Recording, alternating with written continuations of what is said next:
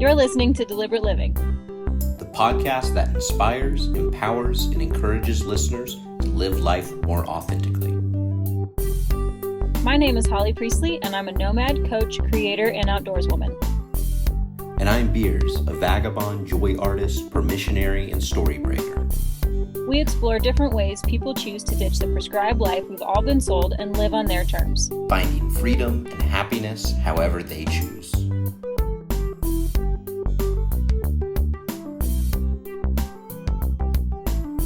Hello, I'm Beers.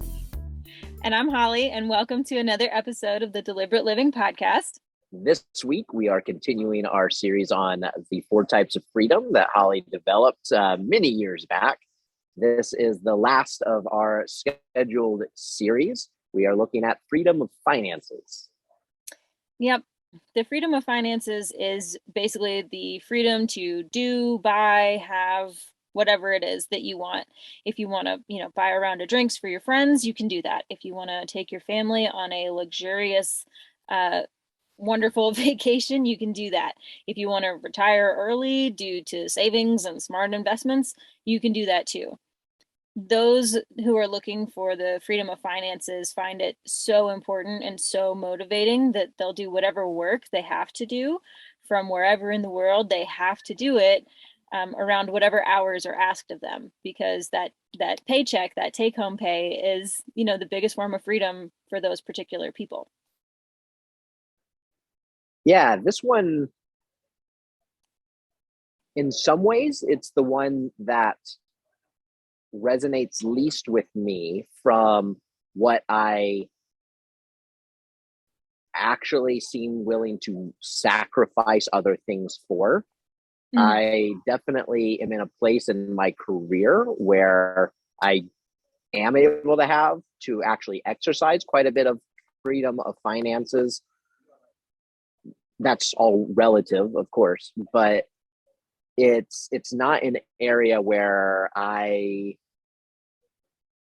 am willing to sacrifice a ton of my time or the need to stay in a single location, etc. for. It's something that's more a freedom I am very, very grateful for, and not one that I have had to personally spend a lot of energy in freedoms elsewhere to gain.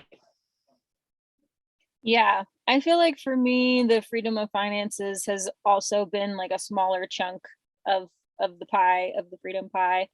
But at the same time, living the way that I do, like living in the van and having such low bills, allows me to have a little bit more freedom of time, freedom of finances, because I don't have to make as much money to accomplish the same responsibilities that I had before.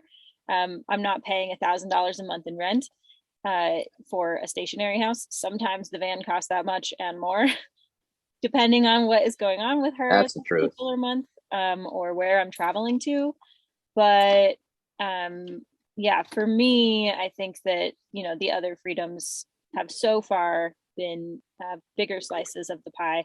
But I have a number of friends who, go to work, do the work. It's a means to an end. They like having that capital. They like having that financial freedom so that they can do all the other things that they want to do.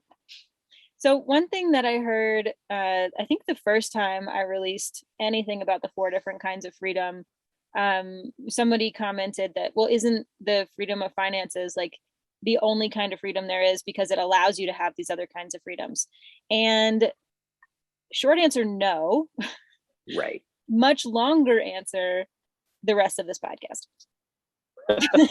Well, something I really like thinking about with each of these, whether it's time, creativity, location, is finances, is they're all energies. And I love thinking about all of these as currents. With the way that we talk about finances, it has a lot of energy language to it in terms of its current, its currency and whatnot. But there's cash flow, all of this terminology. And the thing about finances that can be a little tricky, and isn't that the only type of freedom that there is that this imaginary thing that we've created of money, part of why it was invented is because it's a quote unquote universal medium of exchange, is that you can take money and you can turn it into so many other things. You can take money if there's enough of it, and you can't create more time, but you can use your money to have other people do things that take up your time and thus free up more time for yourself.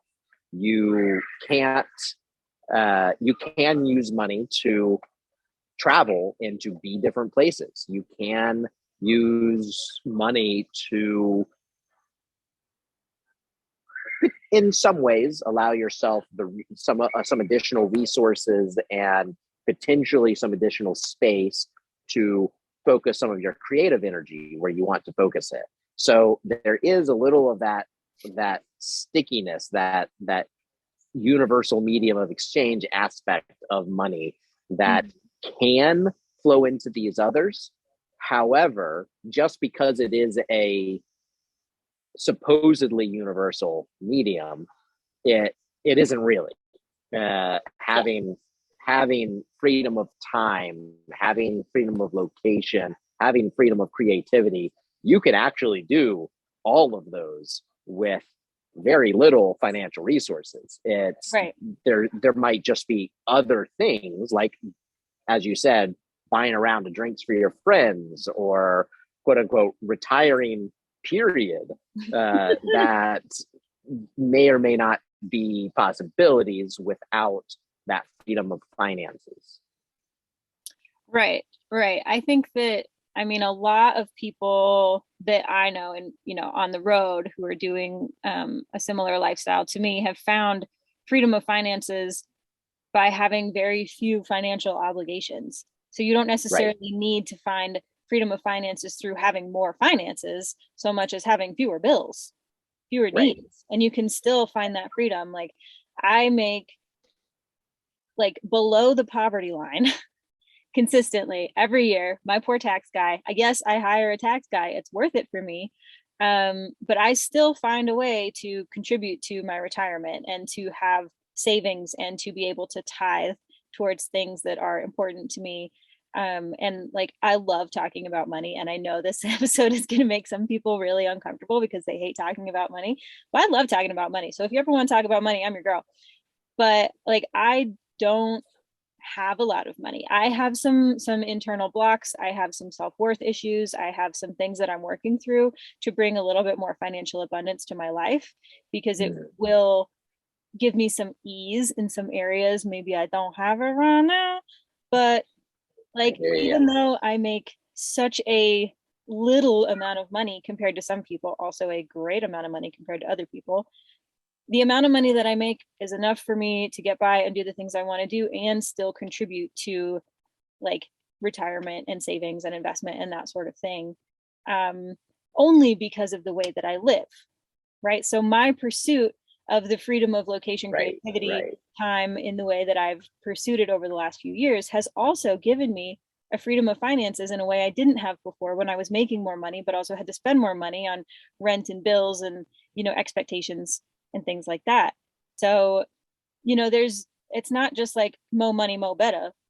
Although there is like a scientific level, I think it's like $75,000 in the US. Like, that's like more money than that. It like does not bring more happiness. Doesn't actually, that just seems like an extraordinary amount of money to me. If I was making 75K, like, I feel like all of my problems would be solved in that realm, right? But I'm still a human being. I got issues that money can't fix.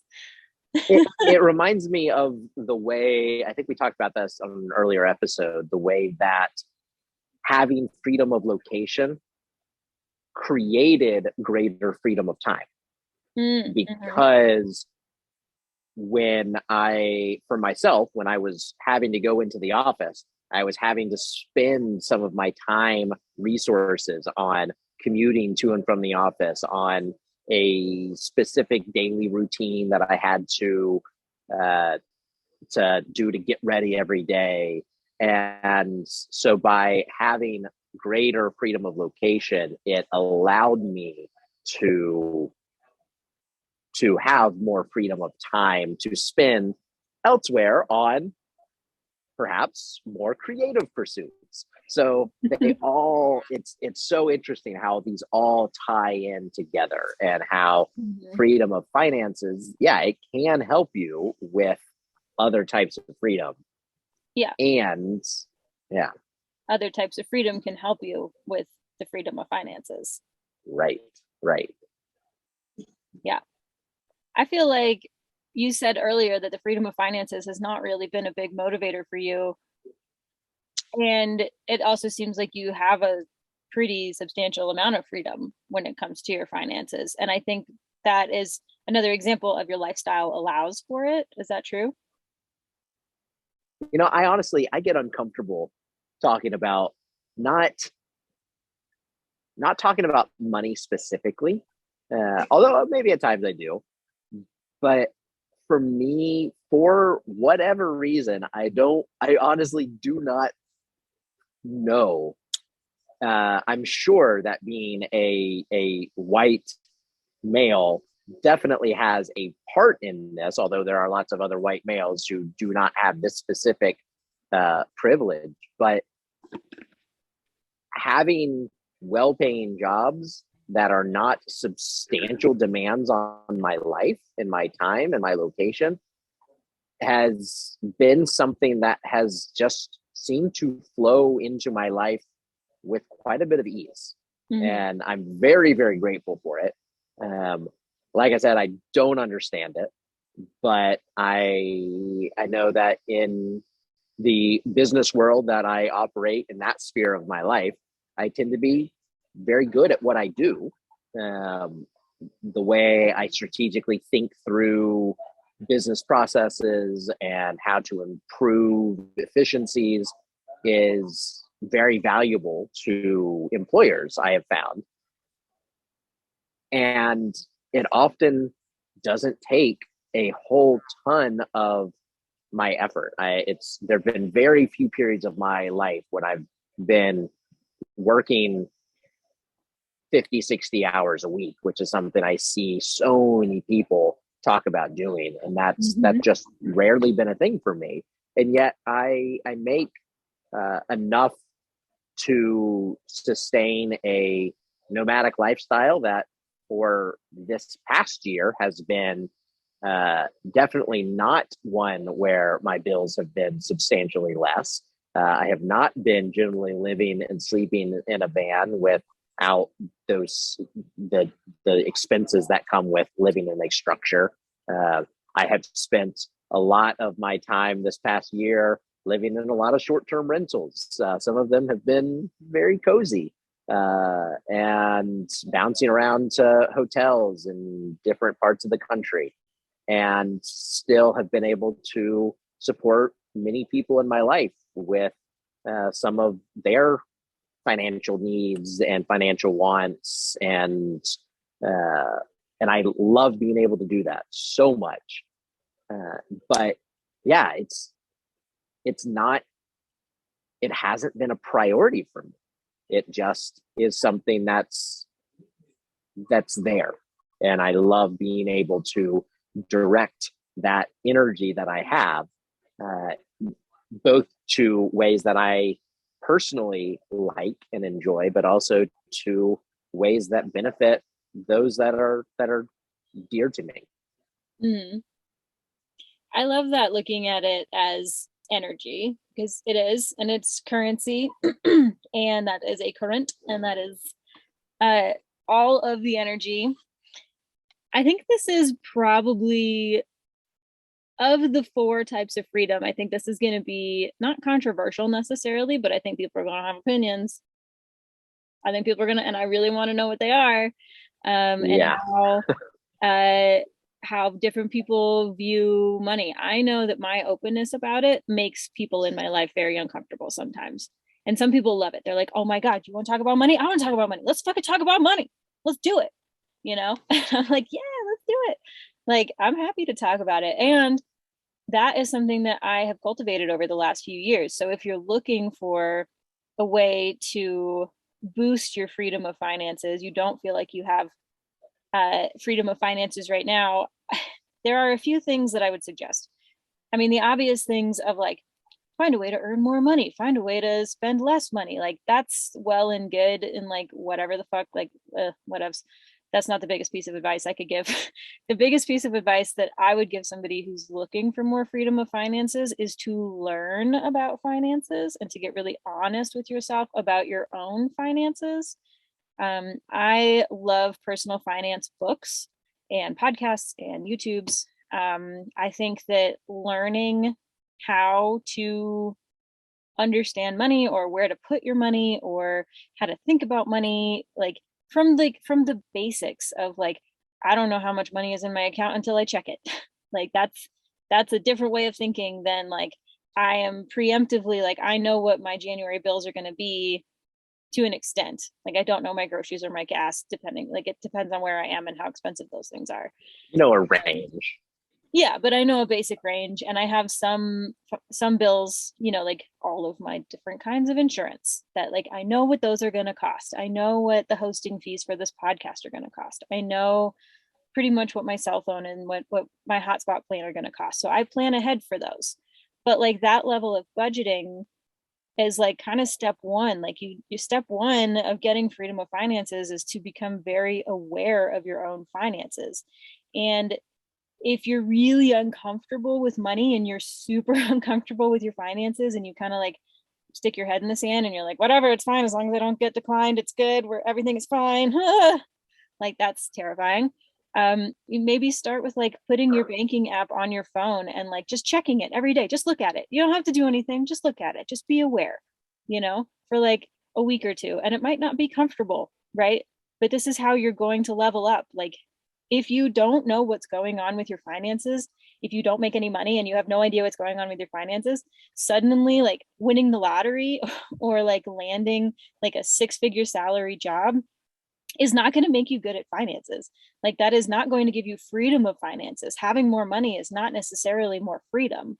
Like, having a car is not necessarily the freedom of location, right? Like, there are so many other things that go into building it, and you need to like have a base level of awareness of what you're doing with your money. So look at your bank accounts every day, and then maybe start writing things out. Like, I do mine on paper. I know a lot of people who use apps or who use spreadsheets. Pick a thing that works for you, try it all, see what works. And like, educate yourself, find a book or a person who's good at money, and like, you're interested in what they have to say, or like a friend who you're like, oh, you seem good with money, can we talk about it? Like, you have to educate yourself on things like that if you want to see more of that in your life. I'm so fascinated hearing you talk about the reading books on money and understanding the way money works and tracking your money and knowing where to put your money or invest your money. That's it. Hearing you talk about that, it reminds me of one of our beautiful differences in the way you are structured and the way I tend to not be nearly as structured in most circumstances. And not in recording intros. Yeah, we've been, for those hearing that comment, we have been recording a new intro for this podcast, and I definitely wanted to write out the script and have Holly saying this, Beers is saying this, and Holly was definitely ragging on me for wanting that level of structure to it. I love us. You're pretty great. My concept around money, as I think more and more of it as a current, as an energy, a few years ago, really went deep in looking at the terminology that we use for money and for other types of energy, where we have like the term bank. Bank in finances, in money, is a place that you can store your money. There's also things like power banks that we can store electricity in to then use later to charge devices. There's river banks that hold the water in its place and help guide and direct it. And for me, I have rarely spent a lot of my attention figuring out what to do with that money in terms of storing it someplace or growing it with investments. Money is not something that's ever been sticky for me, something that I can hold. For me, it's always has just been a flow that comes in and goes back out. And I have made many efforts over the years to try to hold that money and try to grow a bank of that money. And when I have tried that, my anxiety levels, my stress has just gone through the roof. And for me, again, for whatever reason, it's been a tap that has been on, and I'm able to tap into it when I need, for what I need. And when there's a large expense, like throughout my life, it's been uncanny the way that when I have a large financial need, even things that are very unexpected, it just shows up. And I am so grateful for that. But I've for myself, at least up to this point in my life, I have increasingly needed to learn to just trust that what I need is going to be there when I need it. And trying to take that security into my own hands by putting away this money over here so that I can tap into this secondary source when the flow is not sufficient. That sense of taking that security into my own hands has never worked for me. I can give an example from earlier in life when I was I think 19 years old, and just a wee babe. I know, 20 years ago. And I was working at this print shop, and I was driving this old Volkswagen, and I made a grave error labeling some time-sensitive printed materials, and the company had to spend $10,000 to reroute overnight all of this material. And so I came into work the next day and was told that they were letting me go. And so I've just been fired from my job. I'm driving home pretty dejected. And in the middle of an intersection, this old Volkswagen Fox I was driving lost all acceleration. And I just slowly coasted through the intersection and into a parking lot. Smoke started billowing into the cab, and I got out, started pulling my stuff out while my car literally just went up in flames. And so literally within hours, I had lost my job and my car had burnt up in front of me. Oh my God. That same day, I get a call a few hours later from my uncle. He knew nothing about what was going on. My grandfather had passed away a year and a half before. And my uncle calls me up and he's like, so, with your mother being gone, your mother's portion of your grandfather's estate is being divided among her 4 kids. So you're going to be getting a check for about $10,000 sometime in the next 4 to 6 weeks. And completely unexpected. It was more than enough at that time to get a new used car and to be able to put some stuff on credit cards while I waited for this to arrive. And once I got a car, I got another job and got back up on my feet. And it was that type of thing I have seen happen over and over and over again in my life, where things, if I allow myself to super stress about it, things feel like they're just going to overwhelm me financially. And yet what I need literally just comes out of thin air, and I don't get it. And I feel like sharing this could upset a lot of people because it's a sensitive thing, and it's definitely a very real stressor in many, many people's lives. And this isn't like a prosperity gospel type of thing. Like, it's just what I need has just, for my life and my experience, it's just shown up, and it's just a tap. I think that that's definitely something to keep in mind, right? Is that we're all here. We've all seen some shit. The older you get, likely you've seen a little bit more shit, right? Because time does that to people. Right. But at the same time, like, things haven't always gone our way, and sometimes we lose jobs, and sometimes cars blow up, and sometimes, you know, like, roommates come home 3 days before Christmas and tell us that they're moving out and therefore we need to move out.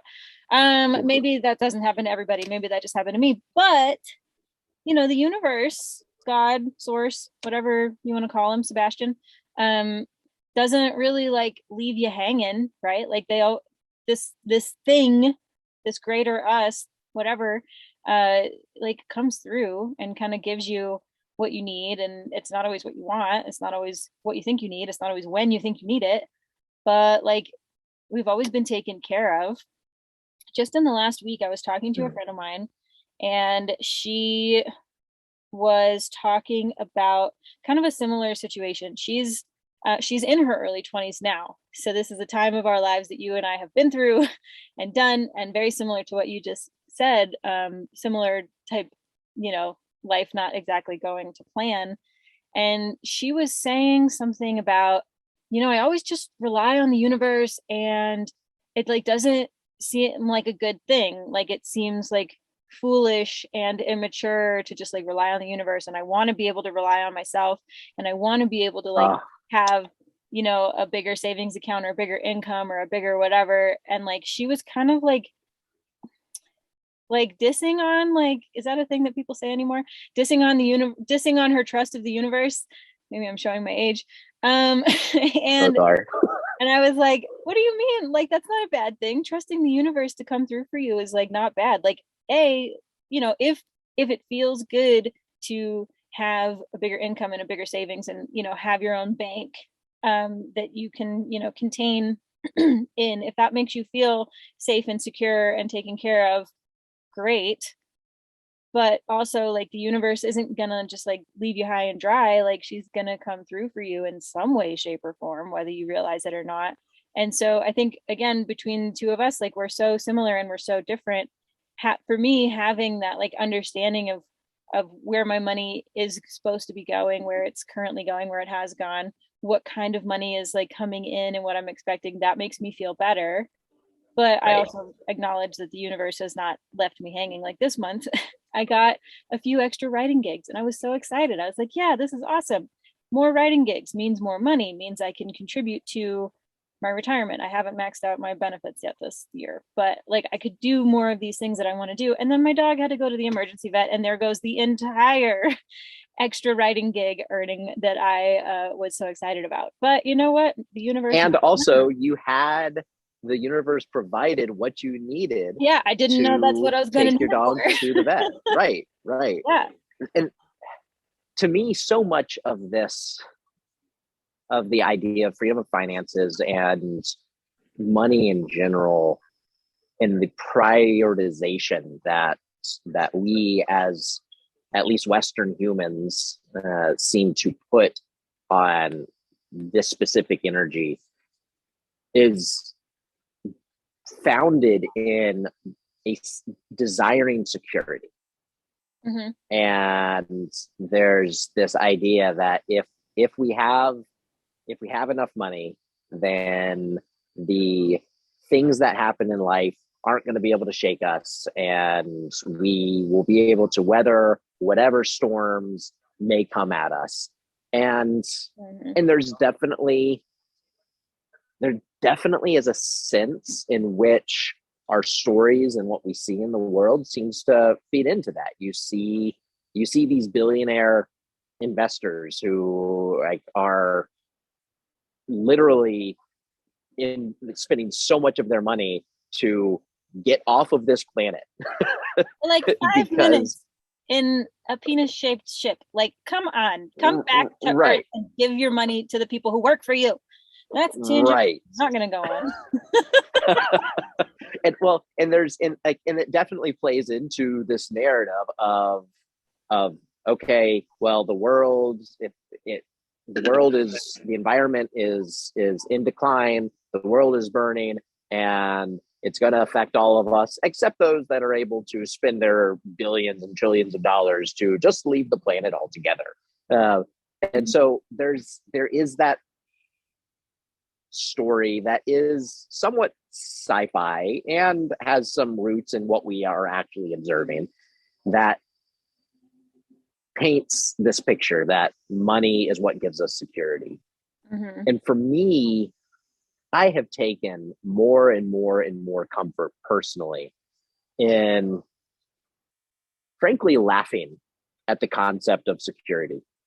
That there is, like, it's a completely made up idea that things are in beautiful chaos all the time, and whatever we think we are doing to prevent this bad thing from happening, there are so many other quote unquote bad things that could happen that can completely throw our plans out of accord. Your plans for what you wanted to have in January, and you had this additional income coming, and then all of a sudden that's not where it goes. And also you had exactly what you needed for what you needed.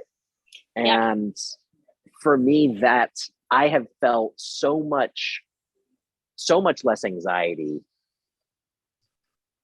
as I've been able to lean into that what I need is going to be there when I need it, whether it is what I expect it to be or not, whether it's what I quote unquote want it to be or not, even the times when what I want to have happen isn't what happens. By and large, throughout my life, it often takes time for me to see the story this way, but what has happened has been beautiful over and over and over again. And again, that's a hard thing to say. And it definitely can be a very controversial thing to say, because there's a lot of really shitty things that happen. There's a lot of really shitty things that people experience. Mm-hmm. I have experienced a lot of really shitty things, and I am so grateful that I have so far been able to, with time, shift those stories into stories of gratitude and seeing the beauty of the way things work together to the way things work together to just create more joy, more beauty, more experience of life. Mm-hmm.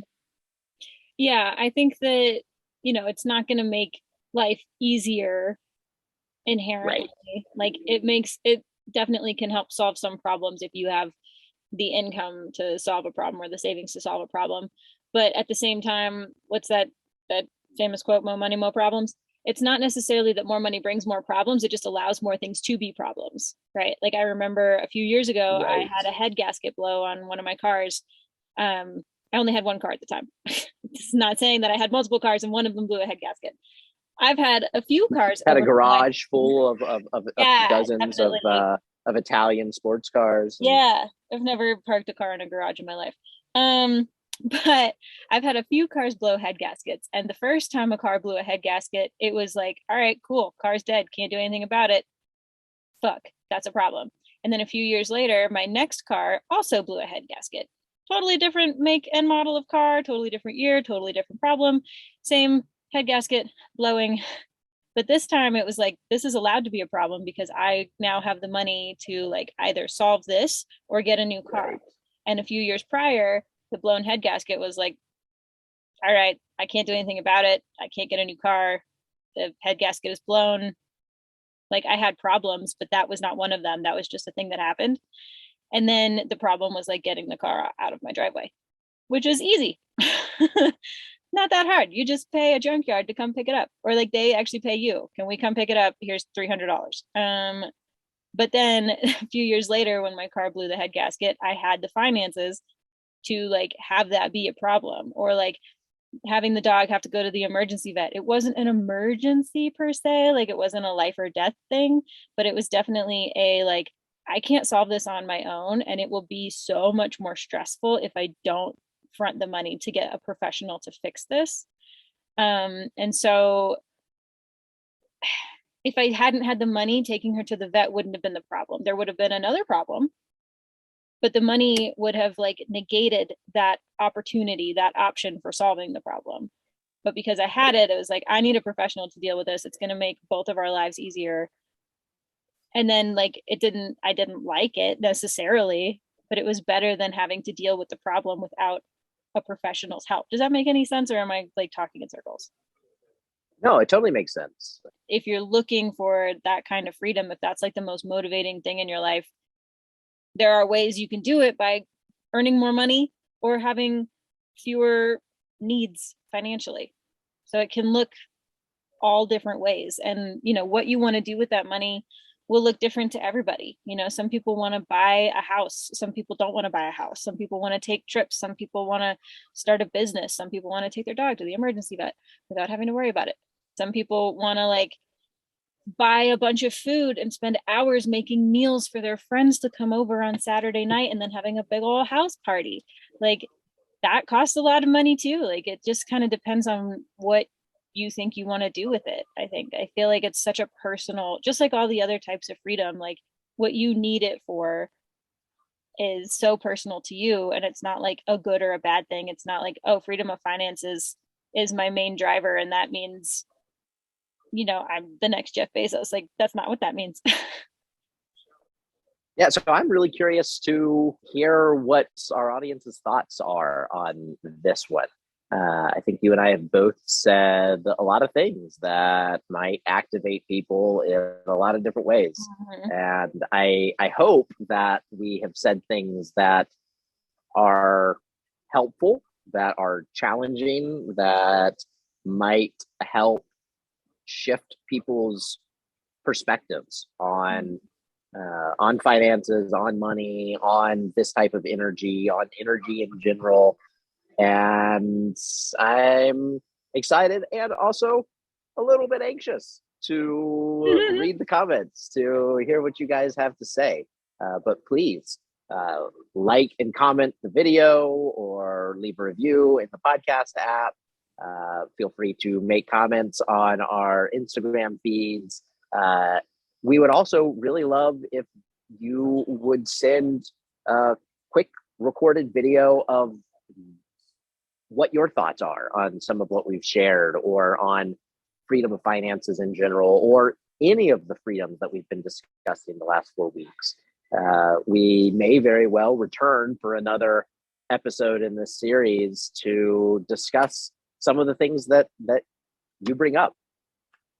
Yeah, yeah. Watch our Instagram feeds because we will figure out the best way to acquire those audio video recordings from y'all. And then we will make an episode specifically just made up of your calls. Like which of these 4 types of freedoms resonates the most with you and why. How are you seeking them out in your life? What does it look like for you?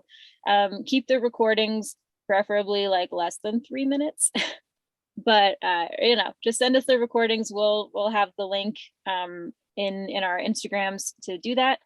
But yeah, I really want to know how this resonates with other people, because as similar as we are and as different as we are, we're only 2 people and there's like billions of people on the planet. And I don't think that billions of people are listening to this podcast just yet, because we don't have a peanut butter scholarship sponsorship yet, but we will get one. And yeah, I want to know how these 4 types of freedoms are showing up in other people's lives. And if you've gotten any value out of this episode, like, subscribe, 5 stars, rate, do the thing. Send it to a friend if you have been talking to somebody else who's having some similar conversations. We do have a Patreon specifically for the Deliberate Living podcast, and we have at least one Q&A up at the time of this publication. And we will be including other like mini episodes, or maybe like an extra long episode here and there over there as well. So if you want to help offset some of the costs that go into producing the show, that is one way you can do it. And if you want to follow Beers and I separately on social media, I'm at Holly C. Priestley. And I'm at the.nomadic.beers. Yep. So come follow us over there. And we have the Deliberate Living podcast has its own Instagram, and it's Deliberate Living Podcast. Until then, tune in next week for another excellent episode. And send us your responses.